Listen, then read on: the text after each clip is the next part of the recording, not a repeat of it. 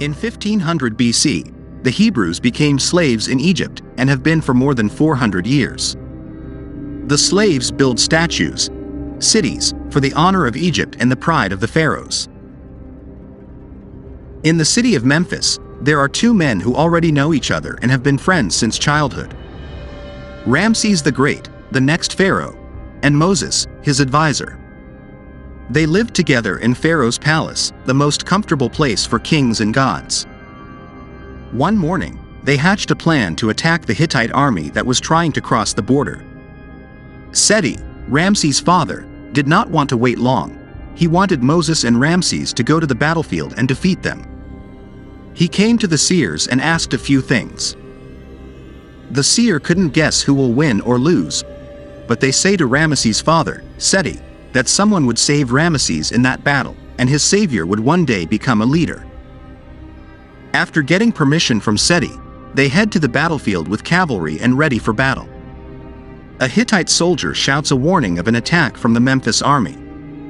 Then the war began. When Ramses was about to be attacked by the Hittite cavalry, Moses broke the chariot wheel and saved Ramses from death. Exactly what the seers predicted. When the Hittite military could not be defeated, Ramses and his cavalry chose to return to Pharaoh's palace.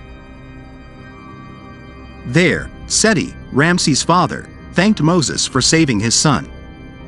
But on the other hand, Seti is still thinking about the seer's prediction. In Pithom, slavery is still rampant. Moses, who was against slavery, visited and met one of the slaves. His name was Nun. Nun apparently knew Moses. She told a long story and explained that Moses was a slave, just like them. Moses couldn't believe that he was also of Hebrew descent. He quietly returned to Memphis like nothing had happened. Moses met Seti, who was being seriously ill, and finally died. Ramses the Great then ascended the throne, became pharaoh in place of his father. One night, news about Moses, who was of Hebrew blood, spread and was known by the pharaoh. Ramses was furious and punished him. Moses then driven out of the Memphis, he had to go as far as he could. Armed with a horse, Moses arrived at the Tiran Straits, the Red Sea. In the village of Midian, he met a girl, Zipporah. And not long after, Moses married her. 9 years have passed. Egypt is still ruled by Ramses and slavery is still going on. Moses has also raised a son, Gerson, and lives happily. Until one night, in the pouring rain, he went to the hill to herd sheep. Suddenly there was a landslide and a rock hit him on the head. In semi-conscious, he saw the burning bush and was visited by a young boy, Malak, the messenger of God. He told Moses that God needed a general to fight. While Zipporah was taking care of him, Moses told her about what happened to him on the hill. But Zipporah told him to rest.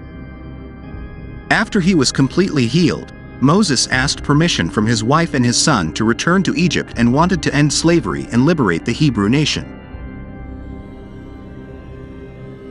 Now he came back to Pithom, center of slavery.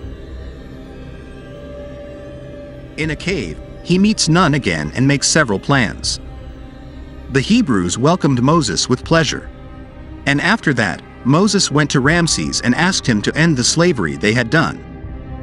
Ramses made a meeting with the ministers. They wanted Moses to be found and killed immediately.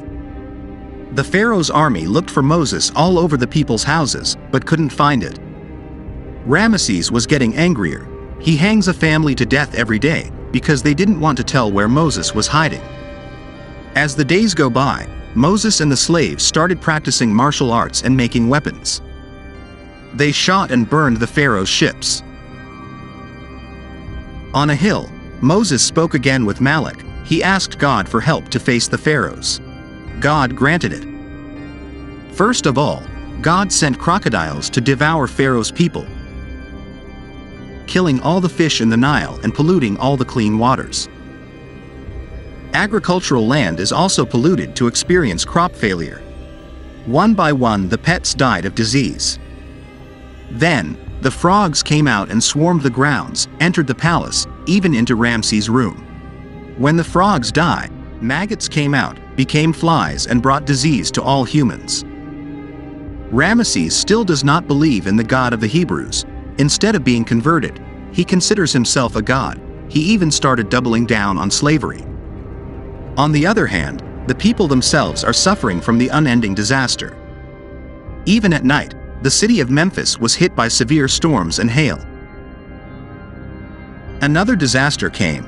Billions of locusts invaded the city and depleted the country's food stocks.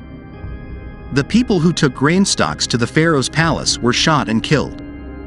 Moses was disturbed by the disaster that was still happening, because God's disaster killed everyone, both the people of Moses and the pharaohs. Moses then came to the palace. He warned Ramses of a terrible end.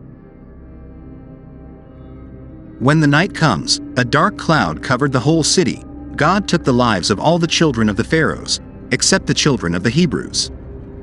Ramses could no longer stand the suffering. He even had to lose his only son. He then gave freedom to Moses. Ramses freed about 300,000 slaves to go to their dream land, Canaan. Moses then picked up his people and immediately left Memphis. However, Ramses still felt hurt. He held a grudge against Moses. Ramesses finally led a 4,000 army to chase Moses and his peoples. When Moses and the people had reached the beach, Moses threw his sword into the sea. When it was dawn, a meteor fell. In the morning, seawater flows drastically, the oceans run dry.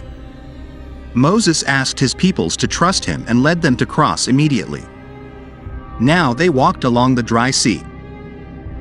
Meanwhile, many of Ramses' army fell off a cliff and died, leaving only a few cavalries to chase Moses. Not long after, the tide returned. A huge wave began to cover the dry valley. Moses asked his people to find a hill and take shelter, while he will face Ramses alone. The Ramses army actually turned away because fear of drowning. The Moses people managed to take refuge in the hills. But not with Ramesses' troops. All of them were drowned by a high flood.